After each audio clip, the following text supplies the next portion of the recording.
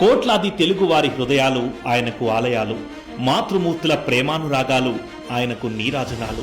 తెలుగు వారికి తెలిసిన దేవుడు ఎన్టీఆర్, తెలుగు వారిని కలిసిన దేవుడు ఎన్టీఆర్. తెలుగుదేశంతో తెలుగు వారి తలరాతను మార్చిన నాయకుడు ఎన్టీఆర్.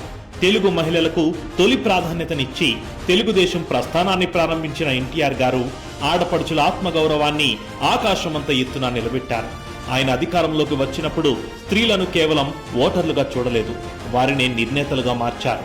ఆస్తి హక్కు ద్వారా ఆర్థిక స్వేచ్ఛను, రిజర్వేషన్ల ద్వారా రాజకీయ అధికారాన్ని, విద్యా సంస్థల్లో, ప్రభుత్వ ఉద్యోగాల్లో సమాన అవకాశాలను కల్పించి మహిళా సాధికారతకు అసలైన నిర్వచనమిచ్చారు.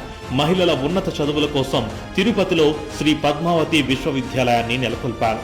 ఎన్టీఆర్ గారి ఆశయాలను కొనసాగిస్తూ చంద్రబాబు నాయుడు గారు పార్టీలో, ప్రభుత్వ పథకాల్లోనూ మహిళలకు పెద్దపీట వేశారు. దళిత సామాజిక వర్గానికి చెందిన ప్రతిభా భారతి గారిని ఆంధ్రప్రదేశ్ శాసనసభ స్పీకర్ గా నియమించారు. డ్వాక్రా సంఘాలను సృష్టించారు. తక్కువ వడ్డీకే రుణాలందించారు. మహిళలకు ఆర్థిక స్వావలంబన కల్పించారు. దీపం పథకంతో గ్యాస్ కనెక్షన్లు ఇచ్చి మహిళలకు కట్టెల పోయి కష్టాలు తప్పించారు. ఆ దీపమే నేడు దీపం 2.0గా మారింది.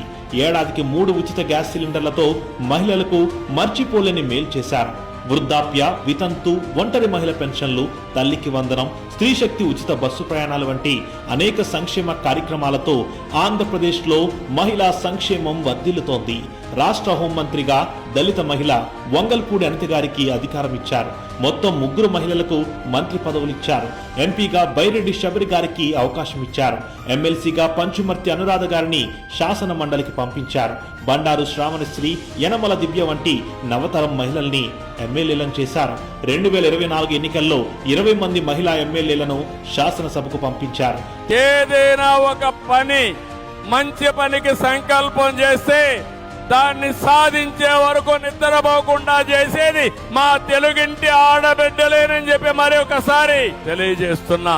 తెలుగుదేశం పార్టీ జాతీయ వర్కింగ్ ప్రెసిడెంట్ నారా లోకేష్ గారి నేతృత్వంలో పార్టీలో 57 మంది మహిళలకు జాతీయ, రాష్ట్ర కమిటీల్లో పదవులిచ్చి రాజకీయాల్లో వెన్నుతట్టి ప్రోత్సహిస్తున్నారు. రానున్న రోజుల్లో మహిళల్ని మరింత బలోపేతం చేసి స్త్రీ శక్తి ద్వారా మనం కృషి చేయాలి. పార్టీ పదవుల దగ్గర నుంచి అన్ని రంగాల్లో మహిళల్ని సమానంగా బాధ్యత, భద్రత కల్పించాలి.